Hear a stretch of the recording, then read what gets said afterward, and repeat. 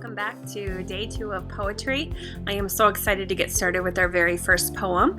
How I hope to organize this unit is have a poem and analyze it together. Generally, we would do this together in class, but I will walk you through it and ask questions along the way, and you will be able to answer an Edpuzzle.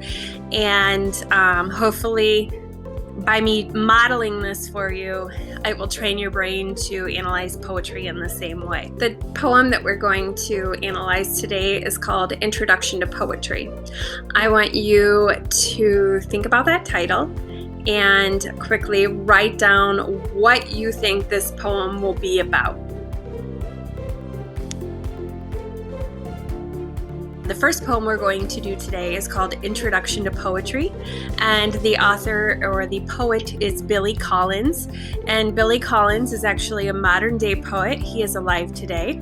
And the cool thing is I think it's cool for me, he's actually a professor, which is like a teacher for students that are at college or university.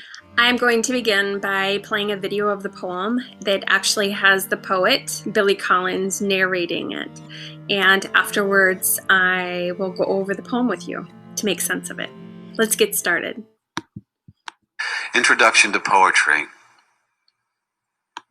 I ask them to take a poem and hold it up to the light like a color slide, or press an ear against its hive.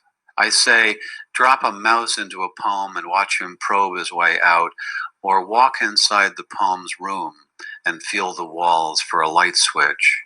I want them to water ski across the surface of a poem, waving at the author's name on the shore. But all they want to do is tie the poem to a chair with rope and torture a confession out of it. They begin beating it with a hose to find out what it really means. Okay, I know we only just read this poem once, so don't freak out. I'm just going to give you participation points for attempting this. So again, don't stress out. But I want you to write down what is your immediate reaction after reading this poem. Is it pure like, I am so confused, I have no idea what this means? Or what? Just tell me, what is your immediate reaction? Does it make you feel any emotion? And if so, what is that emotion? And did this poem surprise you in any way? Okay, so just write down some thoughts, and then we'll move on and actually talk about it to understand it together. So the first time reading through a poem, I just want to read through it to figure out what the poem is about. And then I like going back and rereading to analyze and to do a close reading. So I'm going to walk you through that, and hopefully this poem will come to life for you. Now, in order to understand this poem, you really need to understand what a metaphor is. A metaphor is when you compare two things by saying that one is something else. You may say, your room is a pigsty. If your room's really messy, you are saying that it is a pigsty. Or, her heart is pure gold. Obviously, her heart isn't made out of gold, but you're comparing it to being precious like gold. If you say, he is a clown, all right, you're saying he is a clown, and we understand that that means he's acting silly and trying to be funny, but you are comparing and saying that he is that. It's raining cats and dogs. She was a busy bee. You are my sunshine. All of those things are examples of metaphors, and in this poem, it is packed full of metaphors.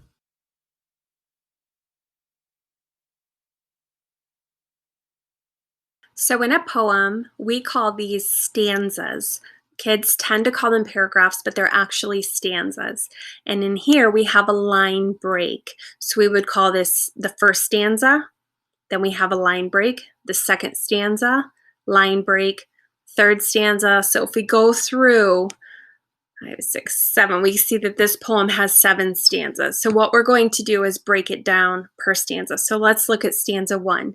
I ask them to take a poem and hold it up to the light like a color slide. If you don't know what a color slide is, I have one on the screen. It is like old film. You would have to hold it up to the light to get a clear image of what that picture would be. Some of you had the toy that you held up to the light to see different images.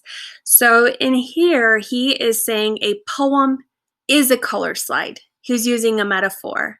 And for that, color slides are not clear at first. It's kind of dark and you could barely see the image, but you have to really inspect it in order to see the image. And he's saying a poem is like that. The first time reading through, we didn't really understand it, so we have to take time to inspect it and bring light to it. In our second stanza, he says, or press an ear against a hive. And in here, he is using a metaphor to say a poem is a beehive. If you have ever been around a beehive, you can hear it buzzing. And that's what he's talking about, is putting your ear to the hive and hearing the life that is in it. So a poem is a beehive, which is indicating that it's full of life. And again, he's inspecting closer to find the real meaning of a poem. In the third stanza, he says, I say drop a mouse into a poem and watch him probe his way out. I'm sure you've all seen where they put mice in mazes and they try to find their way out. And so here he is saying a poem is a maze. You may not understand, the mouse may not find its way out the first time, but he's going to keep trying and going back until he is successful in finding the food at the end of the maze. And that is the same thing with the poem. You may have to go back and reread it. It is very much like a maze. The fourth stanza says, or walk inside a poem's room and feel the walls for a light switch. So in here, he is saying a poem is a room, or a poem could be a house.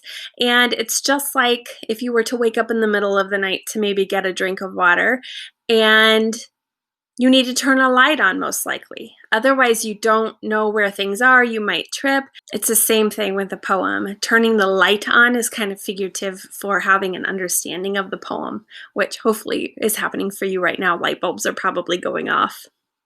The fifth stanza says, I want them to water ski across the surface of a poem, waving at the author's name on the shore.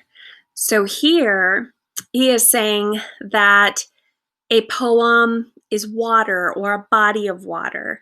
And if I think of somebody water skiing or tubing, or it's winter now, if I think of them sledding, it's fun. They're going right by, and if they're waving to the author, they're actually very proud and feeling very good. And so that's how he wants people to feel about reading poetry, is proud and having fun. However, in stanza 6, we have what we call a shift in mood. Up until now, he's saying what his hopes and desires are for people reading poetry, but he says, but. And so there we have a shift. But all they want to do is tie the poem to a chair with rope and torture a confession out of it. Now here, when he says that, he's saying basically people don't want to turn on the light and work their way through the maze and inspect it or analyze it. People just want a poem to blanketly come out and say what it means. And here, if we were talking about the metaphor again, he would act like the poem is a victim or a suspect, somebody who's being questioned in a very forceful way. And that's what he feels like people could like strangle a poem, basically. The final stanza says they begin beating it with a hose to find out what it really means. So in that stanza, beating something with a hose is just torture. So the poem is torture, or the poem is abused. And that's what we do. We don't give the poem the respect that it deserves, and we don't take the time to analyze it until this unit, and now we're going to learn how to do that. All right, let's take an even deeper approach, because when you do poetry, again, it's like a maze. You keep going over it and you learn more things. So when we talked about narrative writing, one of the things that you had to do was add sensory details. And if you don't remember what those were things that you could see, hear, smell, taste, touch, feel. And so this poem, actually, each stanza has a different sensory detail. So here he's talking about, again, looking up into the light. That is actually using your sight. So that's a sensory detail. Or press an ear against a hive. You tell me, which sensory detail is that? Right, it's hearing, it's sound. I say drop a mouse into a poem and watch him probe his way out. And in that one, again, it's sight, but mostly that one's a feeling. It's confusion because that mouse does not automatically know his way out. That is a feeling of confusion. Or walk inside a poem's room and feel the walls for a light switch. If you're feeling a wall, that's touch. Again, that's feeling. It's a different kind of, it's not emotional feeling like the confusion, but it's a textural feeling. And I want them to water ski across the surface of a poem, waving at the author's name on the shore. That's all kinds of senses if you come to that, because you feel the water, but again, feeling joy. And on that one, he's overall conveying like an experience. He wants reading a poem to be an experience. And then here, it just gets brutal. All right, it gets super violent, and it shows the frustration that people feel or in order to want to understand this poem. So after hearing Billy Collins read his poem and understanding what the poem means, I have a question for you. What would you describe the author's tone as? And if you need examples, I would suggest opening up a tab and Googling examples of tones of poetry or of literature. And I think that once you read through a little list, it may give you some ideas on hopefully what tone Billy Collins had in this poem. All right, for your next question, I want to know, what do you think the author's opinion is about poetry and how it should be experienced? And how can you tell that? How do you think that poetry should be read, taught, and shared? And why? What's your opinion? So if I were to ask you what the theme or the meaning of this poem is, you may have several answers. You may say a poem should be fun to understand and not torture. You may say that somebody should work to understand a poem rather than just want the answers given to them. There are a lot of answers that you could say, but you probably couldn't say that the first time through. Okay, at the beginning of this video, I had you write down what you thought this poem would be about just by reading the title. And hopefully now you understand that it is about how to approach a poem, how to take your time to analyze it. Okay, for your assignment today, this may be out of your comfort zone, but again, listen, I know you are not a poet. I'm not looking for perfection. I just want you to experiment with writing some poetry. So I want you to write a poem titled Introduction to whatever. Maybe you are so into knitting, and you could write a poem on introduction to knitting. Maybe you are into playing a specific video game. You could tell me introduction to Fortnite, and you can write about what I need to know in order to play that game. It may be a sport. It may be a hobby. Your poem could have a very positive attitude, praising something that you love, or it could be very critical or sarcastic about something that you strongly dislike. I'm okay with either. I just want you to get out of your comfort zone and try a new piece of writing. Now, as I stated before, this is a free verse, and so will your poem be, which means there are no rules. It doesn't have to rhyme. It can. It doesn't have to have matching lines in the stanzas. It can, but it doesn't have to. And as far as the length, I'm not going to put a cap on it. However, I'm going to know if you put effort into it. So just have fun with it, and let's see what you can do.